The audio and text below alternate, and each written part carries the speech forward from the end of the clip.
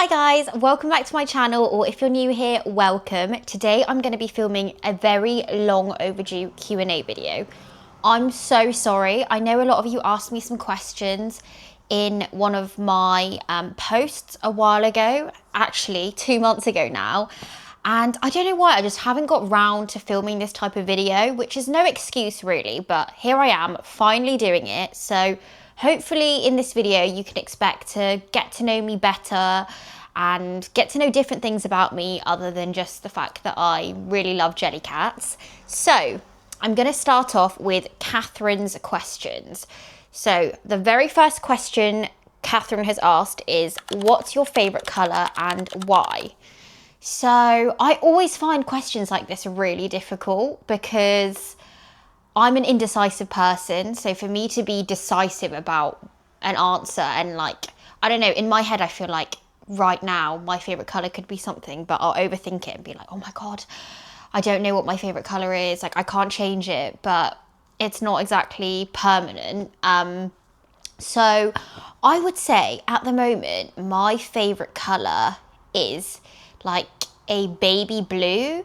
So I don't know if it's because I have a bit of a Jellycat baby blue theme going on at the moment, and also I was very kindly gifted this jewellery box for my birthday, this velvet jewellery box from Oliver Bonus, which I'm obsessed with. But just there's something about this soft blue colour at the moment that I just absolutely love, and I think it's a good transition colour maybe into the seasons because it is quite summery, but it's not like a bright yellow, so it's not overly summery. I don't know, I feel like I'm just rambling now, but that is my explanation as to why blue is my favourite colour at the moment. The next question she's asked is, what's your favourite flower? And this for me is going to be fairly straightforward because I don't really know much about flowers.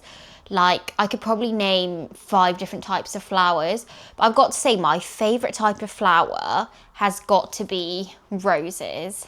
I just absolutely love them. I think they smell so good, and there's just something about them that's just so, I don't know, like elegant and romantic and timeless. I know it sounds weird calling a flower timeless, but I don't know, there's just something about them. I just think that they're really pretty and really classy. And then I do also really love lilies. No, not lilies. Tulips. I mean, I do like lilies, but tulips I absolutely love. And I mean, I literally have a tulip emoji in my channel name. And I just think that they're, I don't know, such happy flowers. They just remind me of spring. So maybe that's why, because they come out around Easter. There's, I don't know, more tulips around Easter. I mean, there are tulips all year round, so I don't know what I'm saying, but I just think that they remind me of spring personally. So yeah, also love them. Next question is, what is your favourite place ever?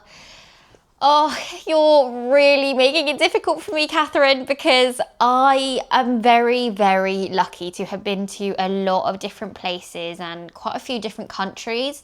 I've even lived in a few different countries. But my favourite place ever that I visited, I don't know, it's really tricky because I have been outside of Europe, like in Asia, but I haven't been there since I was about 9-10 years old. So I don't know if I can really remember it accurately, but I would say potentially Bali. I know some people might think that's a bit of a generic answer, but I do think it's really beautiful there. And yeah, I think it's got to be there, or in Europe, probably Croatia. I just love the vibes in Croatia. I love the water. It did used to be quite cheap to go on holiday there, so yeah, that's always a bonus, but now it's quite a lot more expensive. But yeah, I'd say those 2 are my favourite places at the moment. Okay, next question is, what is your favourite food? My favourite food changes all the time, but at the moment I am really loving like Far Eastern Asian food. So I'm really loving noodles at the moment. So pad thai, I love a Chinese takeaway so much, ramen. absolutely love. And also, I really have been getting into Caribbean food. So when I say Caribbean food, I probably just mean one dish, which is jerk chicken and rice and peas. I think that's so delicious with plantain or plantain, however you say it. Absolutely love that. And I'm a sucker for Mexican. I love enchiladas, fajitas, tacos, like nachos, all of that stuff I am obsessed with.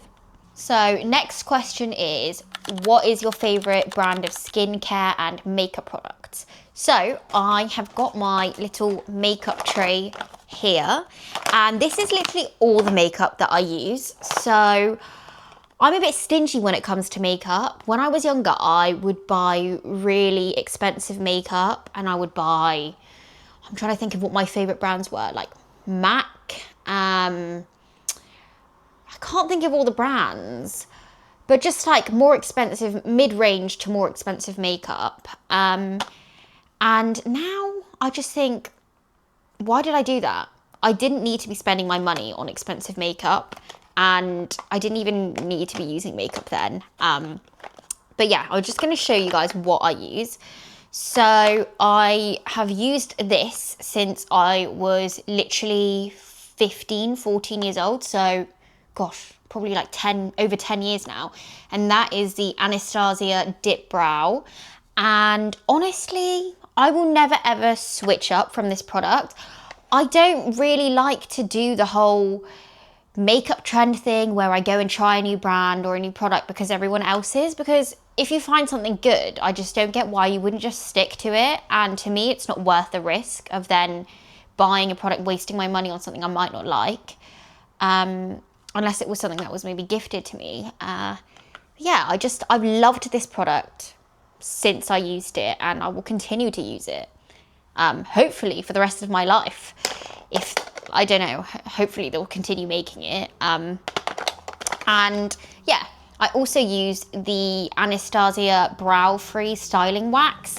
Now, I have gone over the top with this before, and I think when it dries, it can leave a bit of white residue if you put on too much. But honestly, I couldn't, these two things together just work so well. They're like the best combination. So I'll never not use this either.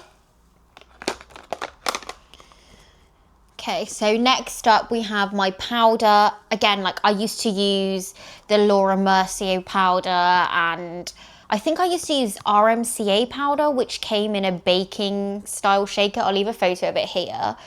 But yeah, now I just use the Collection pressed powder.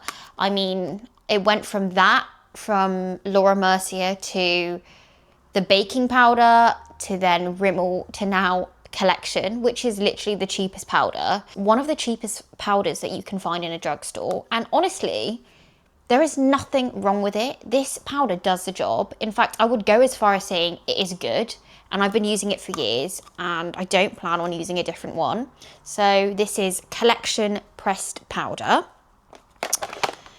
And then for my mascara, so I do still use quite an expensive primer, which is, sorry, my nose ring, the Dior Show Maximizer. And because I have quite short, stubby lashes, I do feel like I need something to thicken my lashes before I put on mascara, because if I just put loads of mascara on at once, like my eyelashes will just go really spiky and clumpy and thick. Again, I do sometimes struggle a bit because if I leave it on for too long before I put mascara on and it dries out, it makes my lashes white. And I have gone out before thinking that they were okay, but then when I, for example, film TikToks and looked down or like looked somewhere, I could tell that the top of my lashes were white.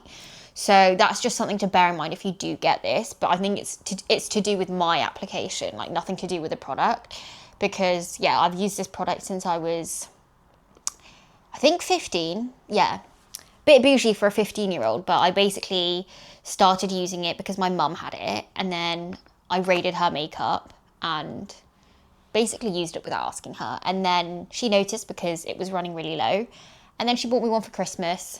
And yeah, that's how I started using this. I did also used to use the Dior Show mascara, but I don't have the budget for that at the moment, and I didn't really feel like I needed it. So I've just been using the Maybelline Lash Sensational. I think that's what it is. I mean, yeah, as you can see here, it's faded because it's quite old and I've used it so many times.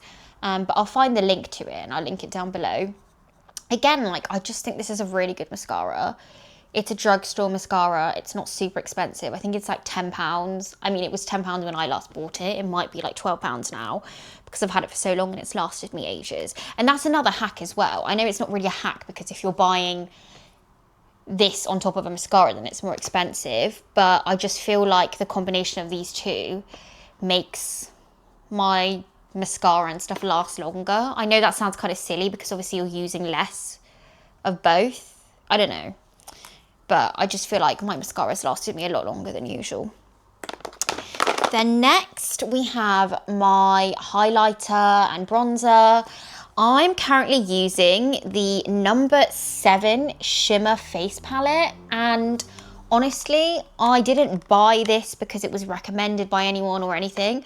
My mum got it as a gift when she bought some number 7 products, and it has 2 blushes and also a highlighter and a bronzer, and it's amazing. Like, again, it's lasted me so long, but when I do eventually hit pan and run out of this, I will buy it again because I like all the colours, and it's rare for me to, well, I don't use the blush much, but it's very rare for me to like all of the colours in a palette. Like, you know, when, I don't know if you ever used to do this, but I'd buy like eyeshadow palettes, like the naked eyeshadow palettes, and then I would just I would just use 1 or 2 colours all the time, and then the rest would just go to waste. Nothing here goes to waste.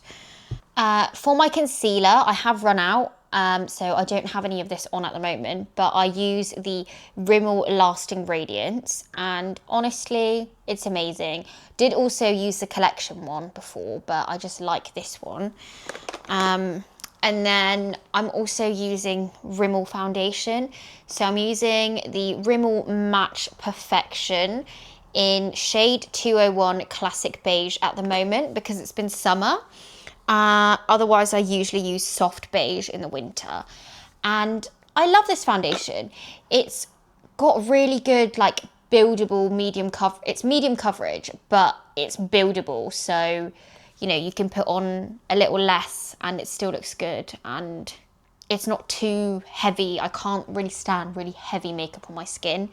So this is just perfect, and it's literally like, I don't know, between £10 to £12. Again, more drugstore products, but honestly, there is absolutely nothing wrong with drugstore makeup. And if I could go back and tell my younger self not to spend all my pocket money on expensive makeup, then I absolutely would, because yeah, there's so many other things that I could have been buying then with my pocket money than expensive makeup.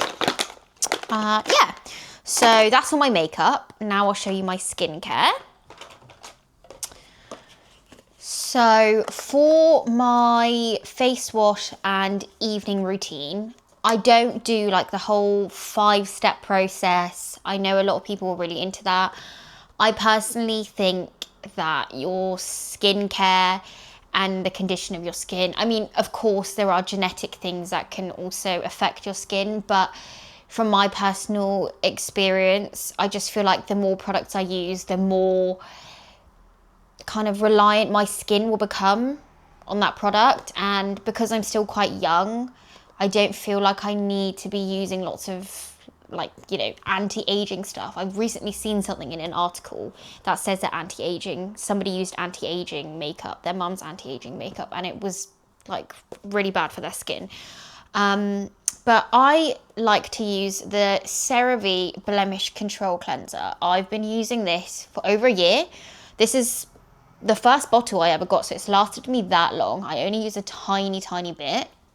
Wash my face twice a day with that. And then in the evening, I go over it with the Blemish Control Gel. So these come as a set.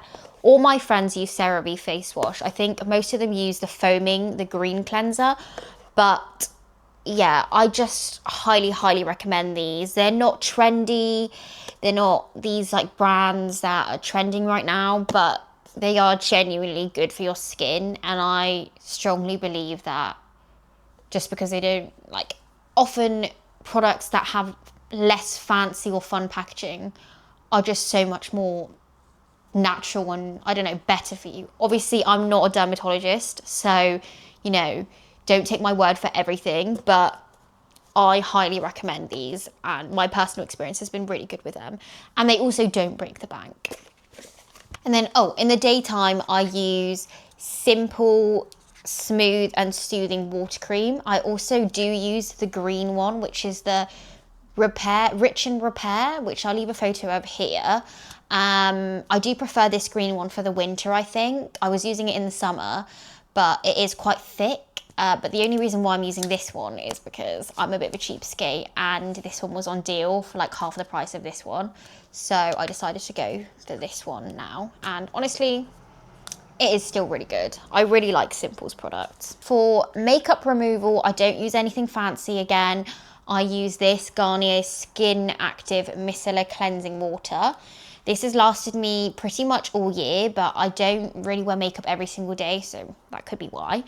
But yeah, I just think it's really good. It's a lot better for the environment. And then I use these microfiber cloths to remove it. Gosh, sorry, that took me ages to answer. I feel like that's just become a whole makeup video of itself. But anyway, moving on. What is your favourite Jellycat and why? So my favourite Jellycat changes all the time. It depends on the season. Even like, it's not necessarily the newest one that I get that is my favourite. Like sometimes they'll grow on me, and then other times I'll kind of go off some of them and then like them again. But at the moment, my favourite Jellycat is the Immutable Acorn. I'm so happy that I managed to get my hands on him because he is now retired. And I've said it in my other videos before, but in case you didn't know, then he was the last one in the shop when I bought him. And I was contemplating getting him. I wasn't sure whether to, but I'm so glad that I did, because if not, I would not have my hands on him today. What is your least favourite Jellycat? My least favourite Jellycat? That's quite a difficult question. My least favourite Jellycat...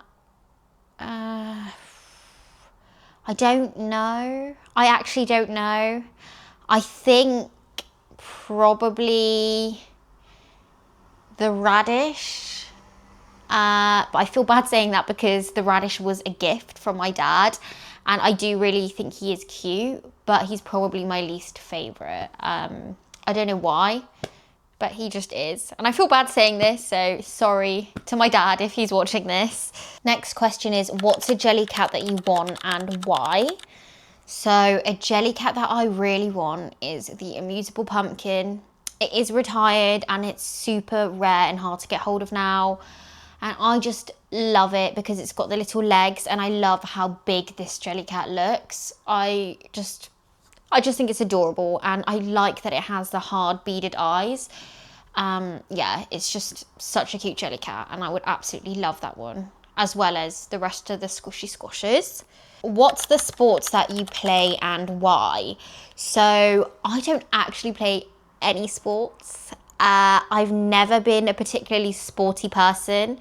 In fact, I've not been sporty at all. I've tried different sports when I was younger in school, and my mum was trying to encourage me to get into it, but yeah, never got into sports. Absolutely hated PE. I thought it was horrible. I thought it was scary. I don't know why. But now I do go to the gym. I go to the gym at least 3 times a week with my boyfriend. We train the same program, so you know, I'm probably training more of a masculine guys program, but I honestly just go for the endorphins and to make myself feel good and ready for the day. Recently, we've started going before work, so at like 7 a.m, which has been super early and such a shock to the system because I'm not really a morning person. But it makes me feel more accomplished, and the evenings give us more time to do other things, like me filming this video now.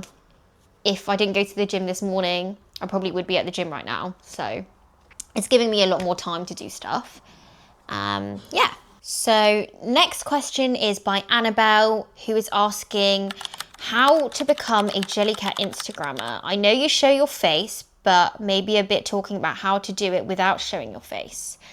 So yeah, I don't know. I feel like the only thing you can do if you want to grow your account is post consistently. So if you don't want to show your face, then take photos of your Jellycats, creative photos that people will like, use Jellycat hashtags on Instagram and follow other Jellycat creators, and I'm sure they will follow you back. And that's how to grow your account. Basically, take photos and post them. You don't have to show your face, but I think the only way to do it is just by being consistent. So post as much as you can.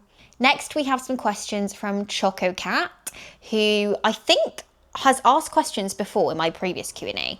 But anyway, she has asked, where are you from? So where am I from?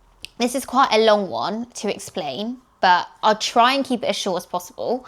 So my mum is Norwegian and my dad is English, and they lived in Asia.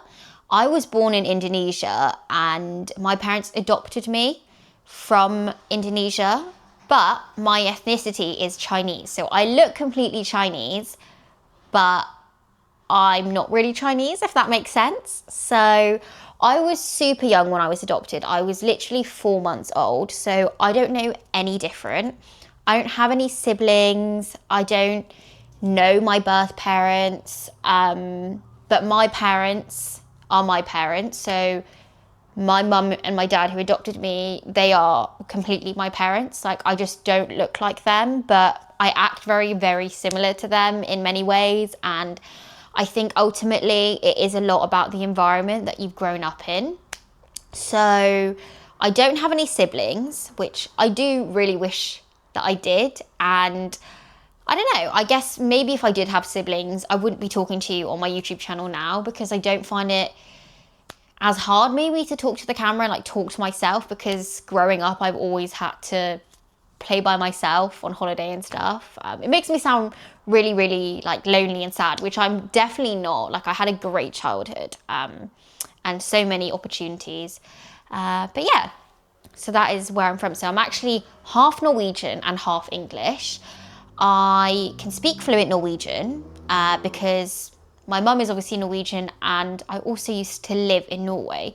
So going back to where I said about me being adopted, so I was adopted from Indonesia. I then lived in Singapore, and then after living in Singapore, we moved to Texas in the US.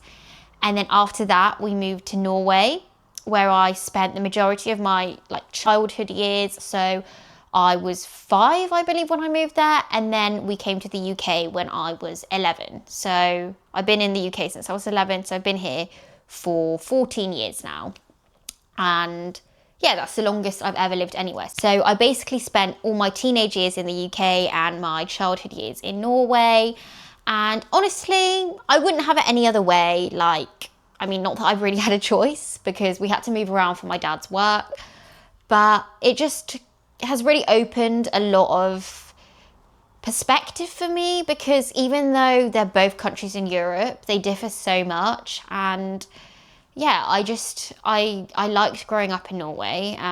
There are always parts I will miss about Norway, but you know, never say never. I might move back there for a bit one day. Who knows? Also, like, I am super open about my adoption. So like I said, I was only 4 months old, so I don't know any different. I don't remember anything different. But I'm super open about it. And if you're also adopted and you would like someone to talk to, then feel free to message me, because yeah, when I was growing up in Norway, it was quite common. There's quite a lot of people that were adopted. But in the UK, where I lived in the countryside, I literally don't know anyone, like not a single person that is adopted. And I know a lot of people were finding it really hard to understand when I did first move there, because nobody even really knew what it was or how it worked. And people would be like, oh, I feel sorry for Molly because she's adopted. And I think, why do you feel sorry for me when my parents really wanted to have a child? Like, they chose me. So yeah, I don't know. If you ever need anyone to talk to, then just leave a comment down below. Like, if you're adopted, leave a comment down below, because I would love to hear from you. When is your birthday? So my birthday is on the 24th of August 2000, and the year 2000 is the year of the dragon, which is why I have Maliki Dragon next to me. No, that's not why. He was actually here anyway, but I just thought I'd get him out. But yeah, I was born then, so I'm 25 years old now, which is kind of scary. But people keep telling me I have my whole life ahead of me. So yeah, I guess 25 is a bit of a milestone. Finally, Choco Cat has asked if I have any pets. So I live with my boyfriend and we don't have any pets in our house, but my mum has a dog and she's basically our dog. And she is an English Bull Terrier called Pepper. I'll leave a photo of her here. She is literally the kindest, most sweet-natured dog ever. She is so funny and so loving and loyal, and I couldn't wish for a better dog. Genuinely, she is amazing. And I know a lot of people will look at her and think, oh, she's kind of ugly, or, you know, she looks aggressive, which she absolutely is not. I think dogs that are aggressive are not necessarily aggressive because of their breed. It's because of their owners maybe, or their upbringing, their environment. Yeah, she's just the softest dog ever, and she never even barks. So sometimes we'll be out on a walk and a Jack Russell or something, a smaller dog, will walk past her and then just start barking like crazy at her, and she actually gets scared. Like, she's bigger than them, but she's a big softie. She genuinely gets scared. So yeah, she's just hilarious. And I miss her, but I'm very lucky to live quite close to my mum, so we quite often dog sit or go home to see her. So we get to see her quite a lot. Okay, so the next question is from Brits, and they have asked, do you still have any teddies that are not Jellycats? I do have quite a few teddies that are not Jellycats, but I don't have them here with me in my house. They're at my mum's house. So my childhood teddy was this pink dog. I was obsessed with this dog. I took it everywhere with me. And then also I have this big teddy bear here who I've also had since I was like 6 months old. So those are the two main ones that I can think of. I also have some bunnies and stuff as well, but they aren't Jellycats. And I don't believe that I ever had any Jellycats growing up. I definitely haven't kept any. So yeah, I might have, but I don't know of any Jellycats specifically. The second question they've asked is, what made you start a Jellycat collection? So my first ever Jellycat, in case you didn't know already, was a blue spruce Christmas tree about 3 years ago. So I got it in 2022. And then I got a Christmas cracker as a present from my boyfriend's mum. And then fast forward, I didn't buy any Jellycats for a couple of years. And then when I moved out last year, that's when I properly started collecting them again. So because I was living with my boyfriend and we had a lot of space now, we weren't sharing a room anymore, I was like, I want Jellycats. So people asked me what I wanted for my birthday, and I said, oh, I'd love a Jellycat. So my boyfriend's mum bought me a pink donut, so that was my third Jellycat. And then it kind of just spiraled from there. I became absolutely obsessed, and now I have 80. So yeah, there was no particular plan to start collecting that many, but it was because I moved out and I finally had more space. So I was like, I can put them around the house and use them as seasonal decorations and stuff. So I guess that's kind of why or how I did. Third question they've asked is, do any of your family members collect Jellycats? So no, none of my family members that I know of collect Jellycats. But my boyfriend's mum, who basically is like a second mum to me, she does collect Jellycats. So I guess, yeah, she is a family member. So yeah, she collects Jellycats, and yeah, it's just me and her. We love talking about them and we bond over them. So yeah, it's just nice that she collects them. My mum isn't really into them. She thinks they're cute and she appreciates them, but she doesn't collect them. Oh, and I did buy my dad his first ever Jellycat for his birthday, which was the cricket ball. But yeah, other than that, no one else in my family collects, just me and my boyfriend's mum. Finally, we have 2 questions from Macy. And Macy has asked, how old were you when you had your first Jellycat? So going back to what I was saying about teddies, I'm not aware of ever having any Jellycats when I was younger. So the first Jellycat that I know for sure that I had was the Blue Spruce Christmas tree. And I got that Jellycat in 2022. So I was 22 years old when I got my first Jellycat. You're never too old to get your first plushie Jellycat. And she's also asked which Jellycat in your collection is your favourite, which I have said a bit earlier on in the video, but it is the Amusable Acorn at the moment. I just think it's the cutest thing ever. And yeah, I just love his little face. Okay guys, so that was all of your questions. Thank you so much if you submitted a question. I've really enjoyed answering things that are a bit different to just Jellycats. Yeah, I think I might start making these videos maybe like quarterly or something, every few months. So my next one might be around Christmas. So if you have any other questions, then please feel free to drop them down below, or I'll do a separate post about like a potential Q&A coming up. Thank you guys so much for watching. If you enjoyed this video and getting to know me, please give it a thumbs up, because it will just really help me understand whether you like this video. And yeah, I just really hope you enjoyed getting to know me a bit better, and I will see you in the next one. Thanks so much for watching again. Bye.